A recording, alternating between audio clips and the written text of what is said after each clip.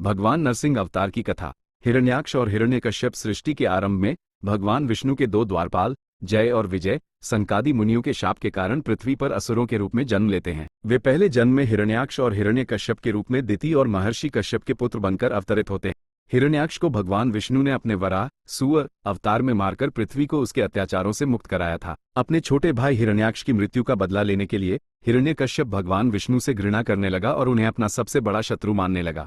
उसने प्रतिज्ञा की कि वह विष्णु और उनके भक्तों को नष्ट कर देगा। हिरण्यकश्यप ने अपनी शक्ति बढ़ाने के लिए वर्षों तक कठोर तपस्या की। उसकी तपस्या से प्रसन्न होकर सृष्टिकर्ता ब्रह्मा जी प्रकट हुए और उसे वरदान मांगने के लिए कहा। हिरण्यकश्यप ने एक ऐसा वरदान मांगा जिसने उसे लगभग अमर बना दिया।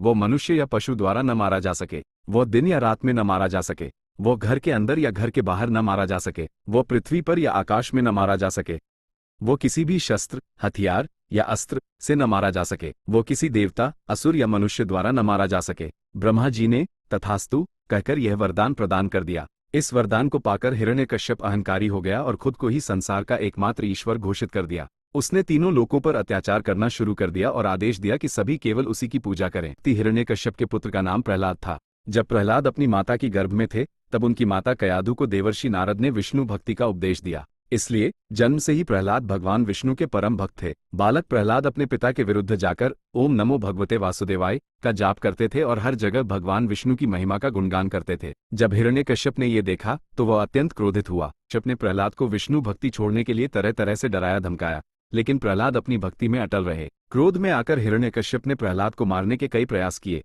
उसे ऊंचे पहाड़ों से नीचे फेंकवाया, उसे विष पिलाया, उसे हाथियों के पैरों तले कुचलवाया, उसे जहरीले सांपों से कटवाया, उसे अपनी बहन होलिका की गोद में जलती हुई अग्नि में बिठाया। होलिका को अग्नि से न जलने का वरदान था, लेकिन वो स्वयं जल गई और प्रहलाद सुरक्षित रहे। हर बार भगवान विष्णु ने अपनी चमत्कारी शक्ति से प्रहलाद की रक्षा की। जब सभी प्रयास विफल हो गए तो हिरण्यकश्यप ने एक दिन प्रहलाद से पूछा, तेरा विष्णु कहाँ है? क्या वह हर जगह है? प्रहलाद ने शांत भाव से उत्तर दिया, हाँ पिताजी, मेरे प्रभु सर्वव्यापी हैं, वे कण कण में विद्यमान हैं, यहाँ तक कि इस स्तंभ खंभे में भी। अहंकार में चूर हिरण्यकश्यप ने अपनी गदा उठाकर उस खंभे पर प्रहार करते हुए ललकारा, यदि वह इस खंभे में है तो मैं अभी इसका वध करता हूँ, निकालो अपने भगवान को। जैसे ही उसने खंभे को तोड़ा, एक भयानक गर्जना के साथ वह खंभा फट